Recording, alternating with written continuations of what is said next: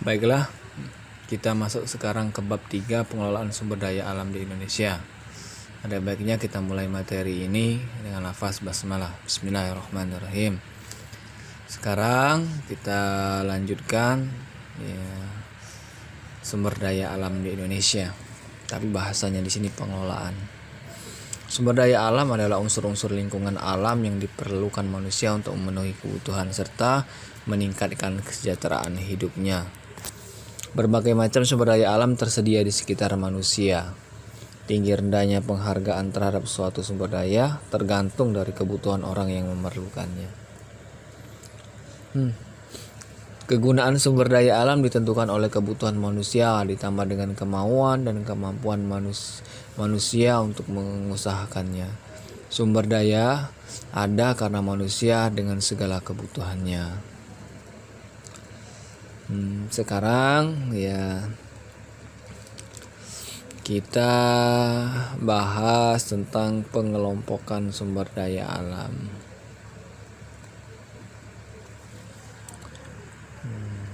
Kita bahas tentang pengelompokan sumber daya alam. Pengelompokan sumber daya alam. Perlu kita ketahui lebih lagi sumber daya alam adalah unsur-unsur lingkungan alam yang diperlukan manusia untuk memenuhi kebutuhannya serta meningkatkan kesejahteraan hidupnya. Sumber daya alam merupakan semua kekayaan alam baik berupa makhluk hidup maupun benda mati yang terdapat di bumi dan dimanfaatkan untuk memenuhi kebutuhan hidup manusia.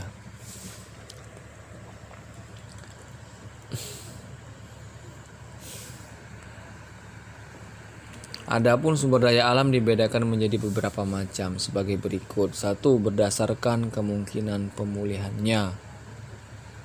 Berdasarkan pembentukannya atau kemungkinan pemulihannya, sumber daya alam dibedakan menjadi 2, yaitu sumber daya alam yang dapat diperbarui dan kedua sumber daya alam yang tidak dapat diperbarui.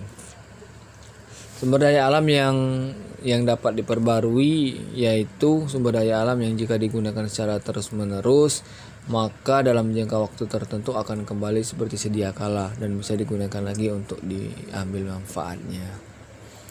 Sedangkan sumber daya alam yang tidak dapat diperbarui adalah sumber daya alam yang jika digunakan terus-menerus maka lama-kelamaan akan habis dan tidak bisa dihasilkan sendiri oleh manusia. Contoh, bahan mineral seperti besi, tembaga timah, bauksit, batu bara, aluminium, gas alam, dan berbagai jenis barang tambang lainnya. Itu contoh sumber daya alam yang tidak dapat diperbarui. Kedua, berdasarkan bentuk yang dimanfaatkan. Berdasarkan bentuk yang dapat dimanfaatkan, sumber daya alam dibedakan menjadi sumber daya alam yang pertama materi, hayati, energi, ruang, dan waktu. Kita bahas SDA materi. Sumber daya alam materi merupakan sumber daya alam yang berbentuk benda mati. Diambil dari alam secara langsung maupun melalui proses penambangan dan pengelolaan sehingga memiliki manfaat yang lebih untuk kelangsungan kehidupan manusia. Contoh, minyak bumi bisa diolah menjadi bahan bakar seperti bensin atau premium, bensol, aftur, pertamax, solar, oli, dan sisanya dibuat aspal. Itu contoh dari sumber daya alam materi. Sedangkan sumber daya alam hayati adalah sumber daya alam yang berasal dari makhluk hidup seperti hewan dan tumbuh-tumbuhan. Sumber daya alam tumbuh-tumbuhan disebut sumber daya alam nabati, sedangkan sumber daya alam hewan disebut sumber daya alam hewani. Contoh, sumber daya alam hewani terdapat berbagai macam daging, susu, telur, ikan. Dan sumber daya alam nabati seperti padi, jagung, gandum, ketela, sagu, biji-bijian, buah-buahan, serta umbi-umbian. Itu contohnya dari sumber daya alam hayati. Jadi perlu digarisbawahi ada 2, sumber daya alam nabati dan sumber daya alam hewani. Kita bahas yang C, energi, SDA energi. Sumber daya alam energi adalah sumber daya alam yang dimanfaatkan energinya, penggunaannya bisa secara langsung maupun melalui proses pengelolaan atau industri. Itu sumber daya alam energi. Contoh, minyak bumi, gas alam, batu bara, sinar matahari, dan kayu bakar. SDA ruang sekarang yang D. Sumber daya alam ruang adalah tempat atau wilayah yang diperlukan manusia dalam hidupnya. Sumber daya alam ruang sangat dipengaruhi oleh letak, topografi atau relief ya, kondisi tanah, tata air dan sebagainya. Ruang dalam hal ini berarti ruang untuk mata pencarian, pertanian atau perikanan, tempat tinggal, arena terbuka, lapangan hutan dan sebagainya. Ini ya contoh-contoh dari sumber daya alam ruang. Sedangkan yang E itu sumber daya alam waktu. Sumber daya alam waktu adalah sumber daya alam yang ketersediaannya terikat dengan waktu atau musim, meskipun sulit digambarkan bahwa waktu merupakan sumber daya alam. Sekarang kita lanjut yang ketiga. Yang ketiga ini berdasarkan lokasinya. Berdasarkan pembentukannya, sumber daya alam dibedakan menjadi dua, yakni sumber daya alam terestrial dan akuatik. Kita bahas tentang terestrial ya. Sumber daya alam terestrial adalah sumber daya alam yang terdapat di daratan, contohnya hasil hutan dan bahan galian atau tambang.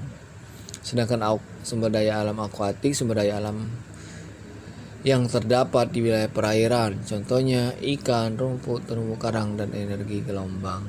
Itu contoh dari sumber daya alam akuatik. Yang keempat, berdasarkan proses terbentuknya. Berdasarkan proses terbentuknya sumber daya alam itu dibedakan menjadi tiga, yakni sumber daya alam abiotik, fisik, dan lingkungan. Yang pertama kita bahas sumber daya alam abiotik. Apa sih sumber daya alam abiotik? Sumber daya alam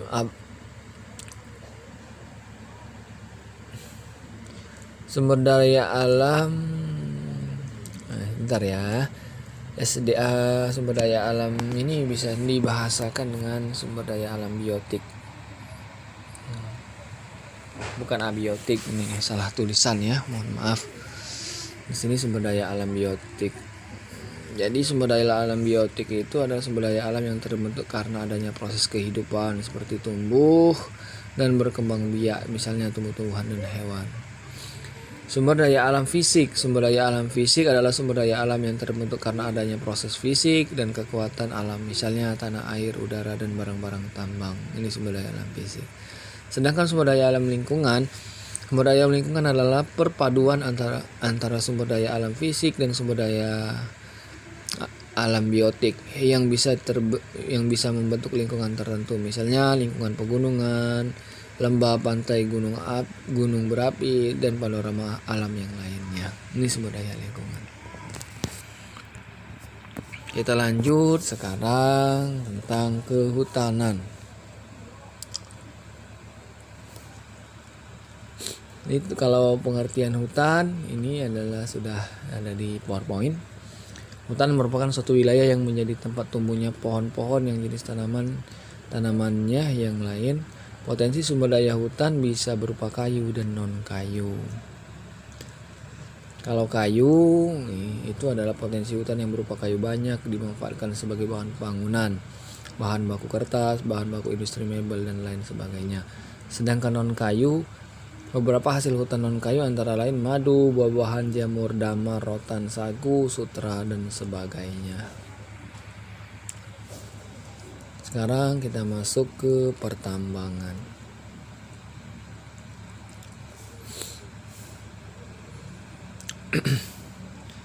Indonesia merupakan salah satu negara di dunia yang kaya akan bahan tambang. Beraneka ragam bahan tambang tersedia untuk memenuhi kebutuhan dalam negeri maupun luar negeri. Ya, Indonesia ya ini tidak dapat dipungkiri lagi bahwa Indonesia ini kaya akan bahan pertambangan. 1. Minyak bumi dan gas bumi merupakan sumber energi utama yang saat ini banyak dipakai untuk keperluan industri, transportasi, dan rumah tangga. Adapun daerah-daerah persebaran minyak bumi di Indonesia adalah sebagai berikut. Yang pertama itu Sumatera. Kalau Sumatera itu letaknya di Lok Sumawe di Aceh. Terus lagi di Sungai Pangking dan Dumai itu di Riau. Pelaju, Sungai Gerong dan Muara Enim itu di tempat kita Sumatera Selatan. Jawa, kalau di Jawa ini di Jatibarang, Majalengka, Jawa Barat, Wonokromo. Terus lagi di Delta Jawa Timur, Cepu, Cilacap, Jawa Tengah. Kalau di Kalimantan, minyak buminya ini ada di Pulau Tarakan, Balikpapan, Pulau Bunyu, dan Sungai Mahakam, Rantau, Tanjung, dan Amuntai itu di Kalimantan Selatan. Sedangkan di Maluku itu ada di Pulau Seram dan Tenggara. Nah, di Papua, ternyata di Papua ada juga minyak bumi, itu ada terletak di Kalamono, Sorong, dan Babo. Kita bahas tentang batu bara. Selanjutnya batu bara. Batu bara adalah batuan sedimen yang terbentuk dari sisa tumbuhan yang telah mati dan mengendap selama jutaan tahun yang lalu. Jadi butuh waktu lama untuk terbentuknya batu bara ini. Unsur-unsur penyusun batu bara adalah karbon, hidrogen, oksigen. Energi yang dihasilkan batu bara bisa digunakan untuk pembangkit listrik, untuk keperluan rumah tangga, memasak, pembakar pada industri. Batu bara atau genting, semen, batu kapur, biji besi dan baja, industri kimia dan lain-lain. Pembakaran pada industri ya, batu bara itu. Pertambangan batu bara itu di Kalimantan terdapat di Kalimantan Timur, Sumatera Barat, dan Sumatera Selatan di tempat kita Bukit Asam dan Tanjung Enim. Ini sekarang yang C, bauksit. Bauksit adalah sumber biji utama untuk menghasilkan aluminium. Bauksit bermanfaat untuk industri keramik, logam kimia, dan metalurgi. Bauksit ditambang di daerah Riau, Pulau Bintan, dan Kalimantan Barat itu di Singkawang. Pasir besi. Pasir besi ini dimanfaatkan untuk industri logam dan industri semen. Aktivitas penambangan pasir besi sebagai potensi sumber daya alam tambang di Indonesia dapat ditemukan di Cilacap, Sumatera, Lombok, Yogyakarta, Gunung Tegak itu di Lampung, Pegunungan Werbek, Sulawesi Selatan, dan Pulau Sebuku, Kalimantan Selatan. Itu yang terdapat pasir besi. Selanjutnya kita bahas masalah emas. Emas umumnya dimanfaatkan untuk perhiasan. Ya, sering kita lihat emas pada dasarnya. Emas ditambang di Jawa Barat kalau letaknya. Papua di Freeport, Timika. Kalimantan Barat itu di Sambas. Aceh itu di Meulaboh. Sulawesi Utara itu di Bolang, Minahasa. Riau itu di Logos, dan Bengkulu itu di Rejang Lebong. Ini ada timah. Timah dimanfaatkan sebagai bahan baku logam pelapis, solder, cenderamata, dan lain-lain. Kalau letaknya itu aktivitas penambangan timah sebagai potensi sumber daya tambang di Indonesia itu terdapat di Sungai Liat. Sungai Liat itu di Pulau Bangka ya. Manggara itu di Pulau Belitung, dan Dabo itu di Pulau Singkep serta Pulau Karimun. Sekarang kita bahas tentang tembaga. Tembaga banyak dimanfaatkan dalam peralatan listrik, industri konstruksi, pesawat terbang, kapal laut, atap, pipa ledeng, dekorasi rumah, mesin-mesin pertanian, pengatur suhu ruangan, dan lain-lain. Aktivitas penambangan tembaga terdapat di Papua. PT Freeport ya, di PT Freeport. Nikel adalah bahan paduan logam yang banyak digunakan pada industri loga. Nikel sebagai potensi sumber daya tambang di Indonesia ditambang di daerah ini. Kalau di daerahnya di Sorowako, Sulawesi Tenggara, serta ada di Papua dan Maluku. Aspal digunakan bahan utama untuk pembuatan jalan. Sudah pasti tahu kita. Aspal sebagai potensi sumber daya ditambang di Indonesia ini, ditambangnya di Pulau Buton, Sulawesi Tenggara. Itu yang paling utama, ada di Pulau Sulawesi Tenggara. Mangan Mangan ini banyak digunakan untuk proses pembuatan besi baja, pembuatan baterai kering, keramik, gelas dan sebagainya. Mangan ini ditambang di daerah Tasikmalaya, Jawa Barat, Kiripan, Yogyakarta, Martapura, itu di Kalimantan Selatan.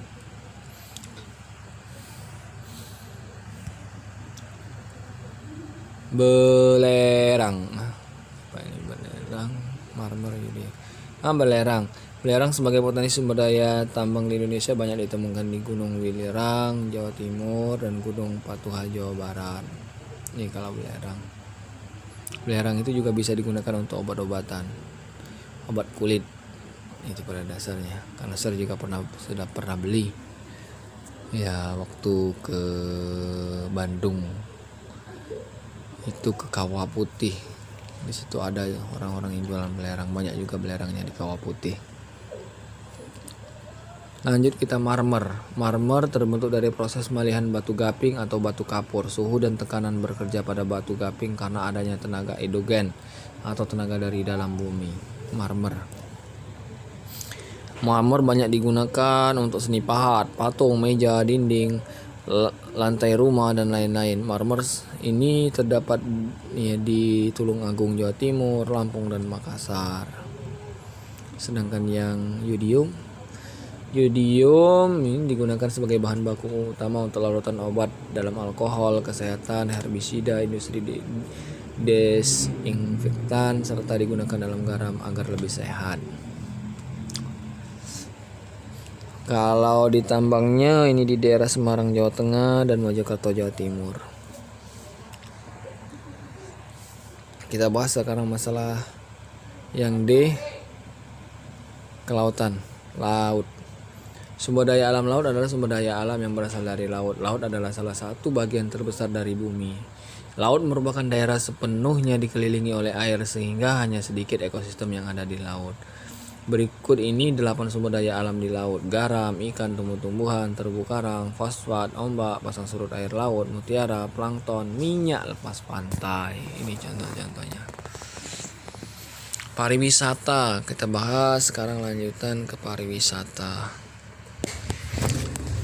Bahas tentang yang ini tentang pariwisata. Secara umum objek wisata di muka bumi ini bisa dibedakan menjadi 3, yaitu pertama objek wisata alam, meliputi keindahan alam, pegunungan, hutan, cagar alam, dan suaka marga satwa, danau, pantai, dan kawasan laut. Kedua, objek wisata budaya berhubungan dengan bangunan bersejarah, tradisi dan adat istiadat kelompok masyarakat, hasil karya seni dan kerajinan, museum, monumen, benteng, dan taman hiburan. Yang ketiga ini ada agrowisata, yaitu objek wisata yang berhubungan dengan kegiatan pertanian dan hasilnya.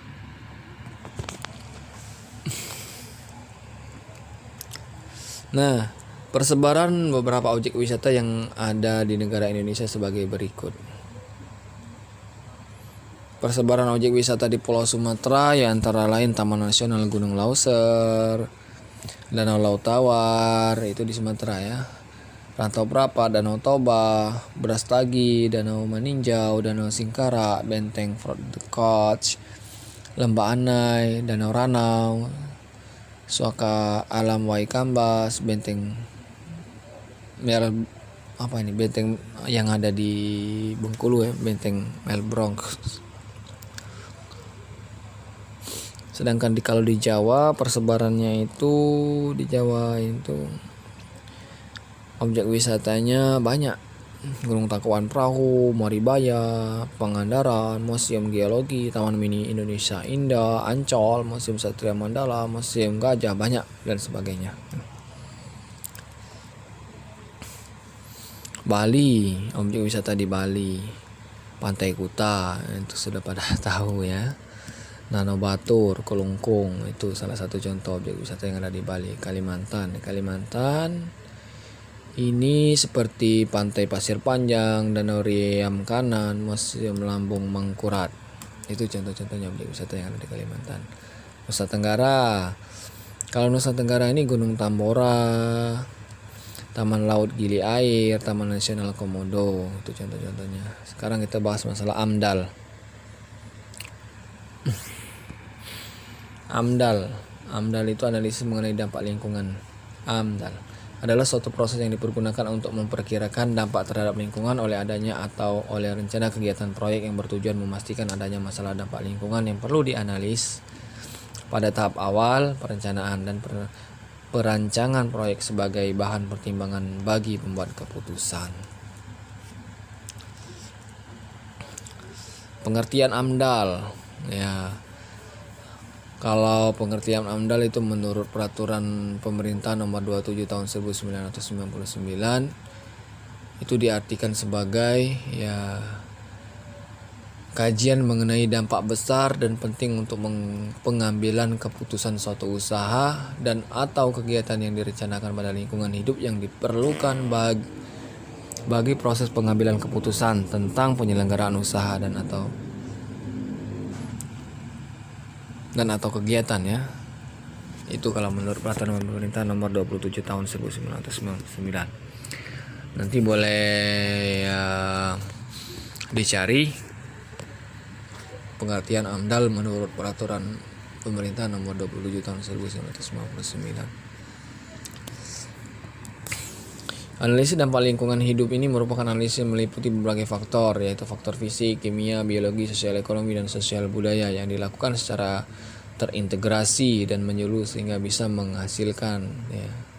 Yang pertama, biasanya itu dapat menunjukkan tempat pembangunan yang layak pada suatu wilayah beserta pengaruhnya. Kedua, dapat digunakan sebagai masukan dengan pertimbangan yang lebih luas bagi perencanaan dan pengambil keputusan pembangunan sejak awal. Yang ketiga, dapat digunakan sebagai arahan atau pedoman bagi pelaksanaan rencana kegiatan pembangunan termasuk rencana pengelolaan lingkungan dan rencana pemantauan lingkungan. Kalau prinsip-prinsip AMDAL ini sebenarnya masih banyak juga, kayak itu prinsip-prinsip AMDAL. Kita pelajari prinsip-prinsip AMDAL. Itu yang pertama, pembangunan berkelanjutan.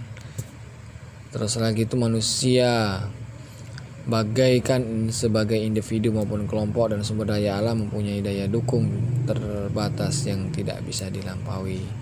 Yang ketiga itu pencegahan lebih bijaksana. Yang keempat, dalam pemanfaatan teknologi bagi pengendalian dampak perlu dipertimbangkan berdasarkan kemampuan ekonomi dan tingkat penyediaan teknologi yang layak. Itu beberapa prinsip AMDAL.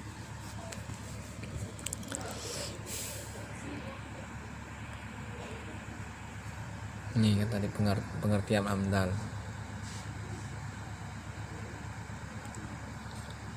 Prinsip-prinsip AMDAL ini tadi juga sudah terangkan beberapa. Ini ada tambahannya lagi. Komponen AMDAL.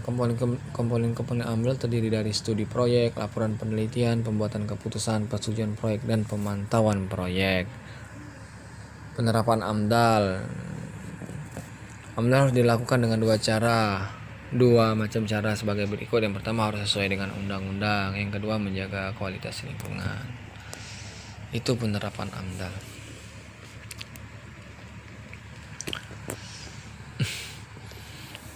Peranan AMDAL dalam pengelolaan lingkungan, ya pasti untuk menghindari dampak lingkungan yang tidak bisa ditoleransi, maka perlu disiapkan rencana pengendalian dampak negatif yang akan terjadi dengan cara melakukan perkiraan dampak lingkungan. Itu peranan AMDAL.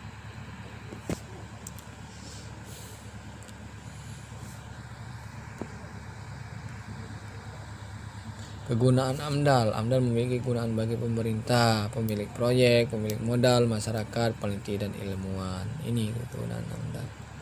Kalau bagi pemerintah itu untuk menghindari terjadinya kerusakan lingkungan hidup seperti pencemaran air, pencemaran tanah, pencemaran udara. Kalau bagi pemerintah, yang selanjutnya menghindari pertentangan-pertentangan yang mungkin timbul di masyarakat atau dengan proyek-proyek yang lain. Terus lagi untuk mencegah kerusakan potensi sumber daya alam yang dikelola. Itu bagi pemerintah, kegunaan bagi pemerintah. Sedangkan kegunaan bagi pemilik proyek itu sebagai pedoman dasar untuk melaksanakan proyek. Kedua, untuk mempersiapkan cara-cara pemecahan yang mungkin timbul di masa yang akan datang.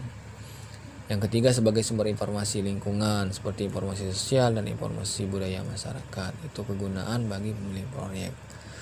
Sedangkan bagi pemilik modal itu menentukan prioritas peminjaman sesuai dengan tujuan. Kedua, melakukan pengaturan modal dan promosi dari berbagai sumber pemilik modal. Dan ketiga itu untuk menghindari upaya peniruan proyek-proyek yang tidak diperlukan. Dan untuk yang kegunaan bagi masyarakat, ini turut serta dalam pembangunan di daerah sejak awal, terutama dalam memberikan informasi ataupun ikut langsung di dalam pembangunan dan menjalankan proyek. Keduanya untuk mengetahui rencana pembangunan di daerahnya sehingga bisa menyesuaikan diri. Yang ketiga, mengetahui perubahan lingkungan sesudah proyek dibangun sehingga memberikan manfaat bagi masyarakat. Ini kepentingan untuk bagi masyarakat, gunaan bagi masyarakat. Sedangkan bagi peneliti dan ilmuwan untuk analis kemajuan dan ilmu pengetahuan, untuk mendukung kegiatan penelitian, dan yang selanjutnya untuk meningkatkan keterampilan dan penelitian dan peningkatan pengetahuan. Ini kegunaan AMDAL. Sekarang kita yang masuk tentang G, pembangunan berkelanjutan. Indonesia memiliki kekayaan sumber daya alam yang melimpah, akan tetapi pertumbuhan penduduk yang semakin pesat menyebabkan pemanfaatan sumber daya alam ikut meningkat pula. Pemanfaatan sumber daya alam berkelanjutan bisa dikembangkan dalam kegiatan pertanian, pertambangan, industri, dan pariwisata. Kita bahas tentang pertanian berkelanjutan. Pada dasarnya pertanian berkelanjutan adalah pemanfaatan sumber daya alam terbarukan dan sumber daya tidak terbarukan untuk proses produksi pertanian dengan menekankan dampak negatif terhadap lingkungan yang serendah-rendahnya. Itu pertanian berkelanjutan. Yang pertambangan berkelanjutan. Pertambangan berkelanjutan itu adalah kegiatan berkelanjutan, merupakan kegiatan diawali dengan eksplorasi, eksploitasi, dan pengelolaan dan kegiatan pasca tambang. Jadi kalau contoh ada tambang batu bara, itu kan pasti adanya kegiatan pasca tambang, itu untuk penghijauan kembali di lokasi-lokasi yang telah ditambang. Sedangkan industri berkelanjutan itu adalah harus memiliki daya saing yang bisa menopang perekonomian nasional. Kegiatan berkelanjutan bisa memadukan antara aspek lingkungan, ekonomi, dan sosial. Itu pengertian dari industri berkelanjutan. Nah, sekarang pariwisata berkelanjutan. Pariwisata berkelanjutan itu merujuk pada produk pariwisata ramah lingkungan. Usaha pariwisata berkelanjutan beberapa contohnya sebagai berikutnya. Pariwisata berkelanjutan, banyak contoh-contohnya pariwisata berkelanjutan ini yang memanfaatkan sumber daya alam sekitar. Seperti di kita ini sebenarnya potensinya di Rimbang Kemambang itu luar biasa. Itu memanfaatkan danau itu bisa dikelola. Di situ nanti ada oleh-oleh kayak itu yang ramah lingkungan, dari mainan kunci kayak itu, main kunci dari batu, dari tanah liat, itu bisa produk-produk yang ramah lingkungan. Tapi itu salah satu contoh-contohnya kayak itu untuk pariwisata berkelanjutan. Serasa sudah cukup materi kita tentang sumber daya alam. Semoga apa yang dipaparkan, apa yang disampaikan, apa yang diterangkan saat ini menjadi manfaat dan bermanfaat bagi kalian semua. Dan diharapkan siswa dan siswi dapat menyimak materi ini dengan seksama. Setelah itu dirangkum. Terus untuk bukti bahwa kehadiran kelas daring, silakan komen di kolom komen dengan kata hadir itu perintah. Baiklah, terakhir dengan lafaz hamdalah. Alhamdulillahirobbilalamin. Terima kasih. Assalamualaikum warahmatullahi wabarakatuh.